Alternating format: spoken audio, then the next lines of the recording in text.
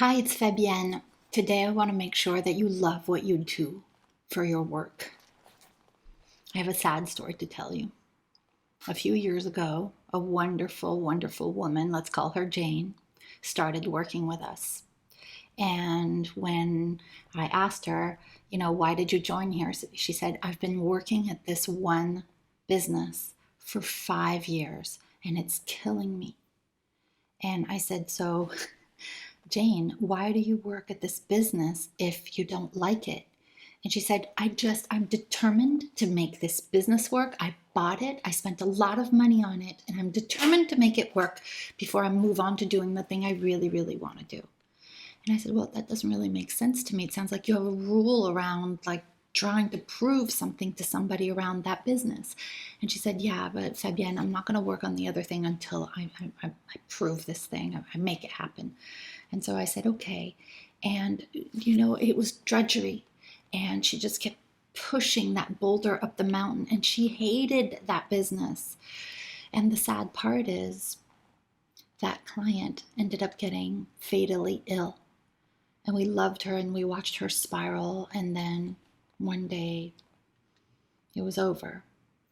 And I think back to all the people who have rules around proving something to somebody, around getting success around a business that they don't love. And I want to tell you, please stop doing that.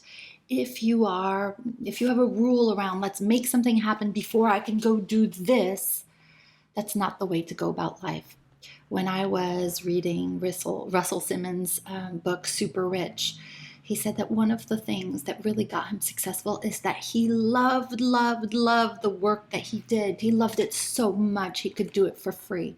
And that's when he was able to put all of his attention, all of his passion, extra hours on evenings and weekends to make his business what it became.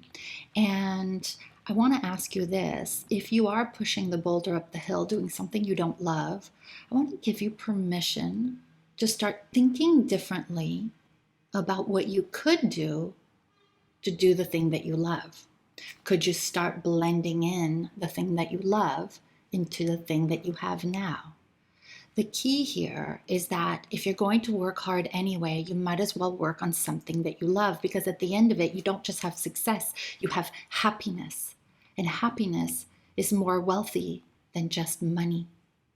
And so that's my inspiration for you for today. Just really start thinking about not just success, but also happiness, fulfillment, meaning in your life, so that you stay healthy and happy while you make good money. Okay? Sending you so much love. See you next time.